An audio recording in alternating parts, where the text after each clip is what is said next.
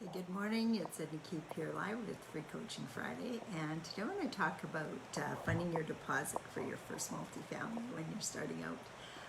Just a question that I got from one of my students recently who's just brand new and making an offer on a building, actually just did, and was worried about being able to fund the deposit. So some of the tips that I give people when it comes to funding the deposit if you don't have your own funds, because especially if you're dealing with a larger building, they're going to look at a decent deposit. Lots of times we've been asked, on a $4 million deal for like a $100,000 deposit. You don't need that large of a deposit, and you can refuse. Like just say, sometimes I'm making offers on more than one building. I'm not going to have 100,000 sitting there for 120 days. I could be making offers on other buildings, different stuff like that.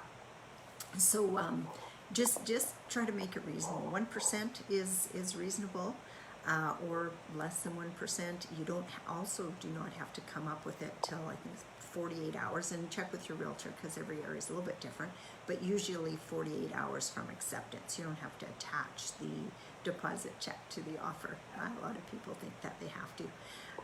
Some of the ways that students have funded the deposit are either their own savings, line of credit of their own. I've had many people use their home equity line of credit to get started investing in real estate.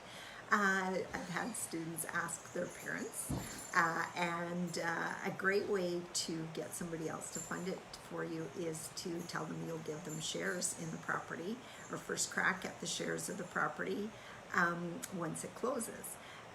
So that kind of stuff always is good ways to show good faith, and of course let them know that that deposit comes back if they can't, or if you don't close the deal for whatever reason. Many people have had parents or family members fund that purchase. So when we talk about that you can get into real estate with none of your own money, it's none of your own money. It does take money. I mean, we've made really low deposits on single family homes, like I think $1,000. We put a contract on and close deals on $1,000 contracts. That happens too. Generally, when you get into multifamily, they're looking at a bit more, but 1% is very reasonable. It's also the reason why I teach people to work on getting an acquisition fee on each of their purchases as well, because eventually you're going to run out of your own money if you keep putting money into the deals and getting environmentals and building condition reports and stuff like that on your own. So if you get an acquisition fee, that will help you keep your lights on. So those are some of the ways different students of mine have. I've even had students post in the private mastermind where my students mastermind with each other looking for a partner who could fund the deal. Or I've had partners borrow money and just pay a straight interest rate to somebody who had $20,000-$30,000 sitting in their bank account. And I've had people cash in RSPs or TFSAs to also put that deposit in. So there's all kinds of ways. I always say don't let money stop you from getting a deal, because money is just in our imagination, if you decide, and that's a key word, if you decide to move ahead with your multifamily, money will come from places you can't even imagine yet. So if you can keep that in mind. I know some of the things that stop my students from moving ahead, and I get this objection all the time.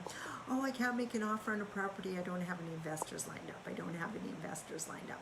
Well, a lot of times it takes that decision to make that offer and get moving on that property yourself before the money starts to show up. People don't just hand you money and say, here, go find a deal. You got to present them with something that interests them. And with us, it's always been, we've actually got the deals under contract before we've started looking for joint venture partners on it. So keep that in mind. Our market is the best place to start. Family members, friends have helped lots of my students be able to get their start. And a lot of times it's just in how you talk to them. So if you need my help in learning how to talk to potential investors, reach out to me at edna@ednakeep.com. That's my email address, and then of course my website is ednakeep.com. Those are the kind of things that I can help my students with. So have a really, really good Friday and a great weekend. It's supposed to be beautiful here, so we should get lots of outdoor activity in. And we'll talk to you all on Monday. Bye for now. Oh, John, your mom helped you out on your first one. Lots of parents help. I've seen so many, and lots of parents too, they have the money sitting there, and what are they doing with it? In most cases, it's not even earning an interest rate. So why wouldn't they help out their kids, right? Parents are great first place. Thanks for sharing that, John. You have a good day. Bye for now.